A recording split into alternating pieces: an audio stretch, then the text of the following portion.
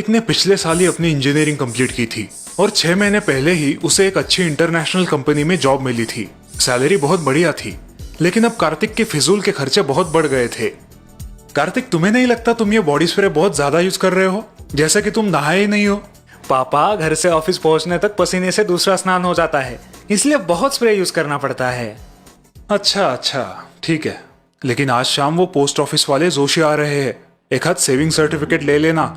पापा, मुझे अभी कुछ इन्वेस्टमेंट वगैरह के बारे में सोचना नहीं है। Let me enjoy. Kartik office के लिए निकलता है और दीपक सोच में पड़ते हैं। आजकल के नौजवानों को पैसे की वैल्यू ही नहीं है, शायद वक्त ही इन्हें कुछ सिखाएगा। कार्तिक अपने दोस्तों के साथ कैंटीन में बैठा है। सारे दोस्त घर से लाया हुआ टिफिन खा रहे हैं, लेकिन कार्तिक बाहर से खाना ऑर्डर करता है।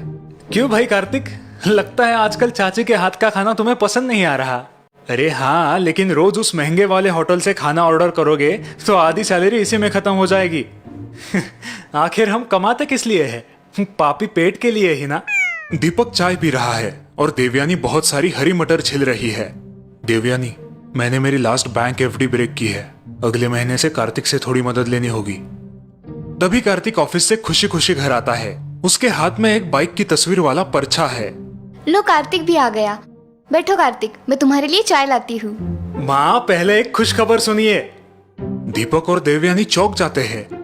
क्या तुम परमानेंट हो गए हो? नहीं पापा, और 6 महीने बाकी है। तो खुशी की बात क्या है? माँ, पापा, मैं अगले महीने ये बाइक ले रहा हूँ। दीपक और देवयानी फिर से चौंक जाते हैं। लेकिन कार्तिक, तुम्हें तो ऑफिस की बस का पिकअप और ड्रॉप है ना? क्या तुम्हारी कंपनी ये सुविधा बंद कर रही है? नहीं, लेकिन कॉलेज के दिनों से मेरा बाइक लेने का ड्रीम था। अब कमा रहा हूँ तो सोचा अपना सपना पूरा कर लूं। तभी कार्तिक की नजर देवयानी के सामने पड़ी ढेर सारी हरी मटर पर जाती है। अरे माँ, इतनी सारी मटर क्यों लाई हो? आजकल तो बाजार में 12 महीने मटर मिलती है। हाँ, लेकिन इस सीजन में बहुत ही सस्ती मिलती है। क्या माँ, आप भी?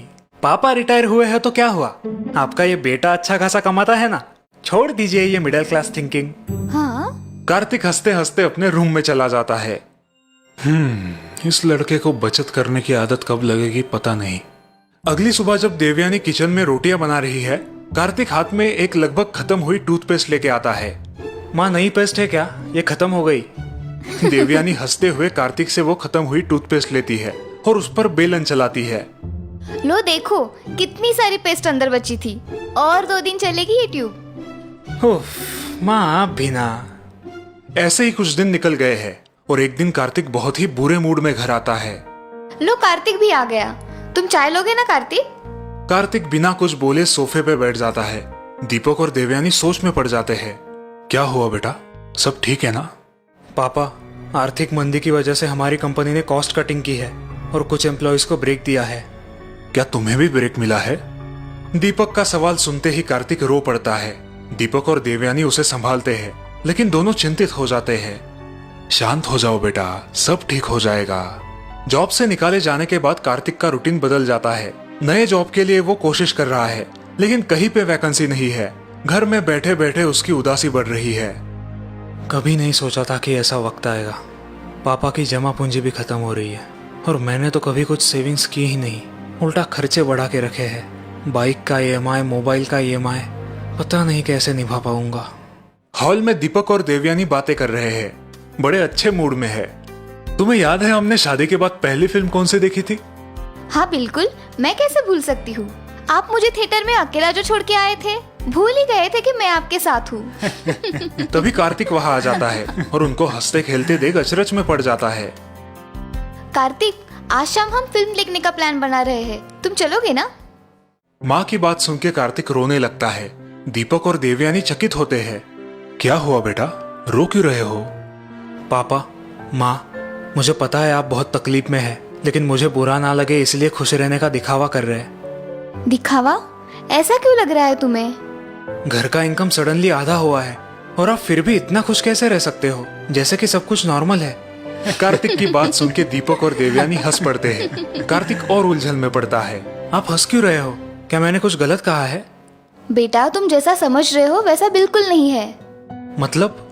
मतलब घर में पैसे कम आ रहे हैं, इस वजह से हम चिंतित हैं। लेकिन खुश रहना सिर्फ आपकी इनकम पर निर्भर नहीं होता। मैं कुछ समझा नहीं पापा। मतलब हमने हमारी मिडिल क्लास वाली आदतें और सोच बदली नहीं है, इसीलिए मेहनत के पैसों से खरीदी हर चीज का मूल्य हम जानते हैं। हाँ, तुम्हें शायद वो हमारी कंजूसी लगती होगी। माँ की बातें सुन के कार्तिक को सारी पुरानी बातें याद आती है। लेकिन जरूरतें पूरी ना हो तो भी हम दुखी होते ही है ना। लेकिन हमने अनचाही जरूरतों को कभी हमारे पास आने ही नहीं दिया। और छोटी छोटी चीजों की सेविंग करना, किसी भी चीज को पूरी तरह से यूटिलाइज करना, अपनी मेहनत की कमाई का समझदारी से विनियोग करना, इन आदतों का फायदा ऐसे कठिन वक्त में होता ही है। दीपक और देवयानी की बातें धीरे धीरे कार्तिक के पल्ले पड़ रही है। अब समझ में आ रही है आपकी बातें, जो मुझे लेक्चर या फिजूल लगती थी। बेटा, इंसान को किसी भी परिस्थिति का सामना करने के लिए तैयार रहना चाहिए।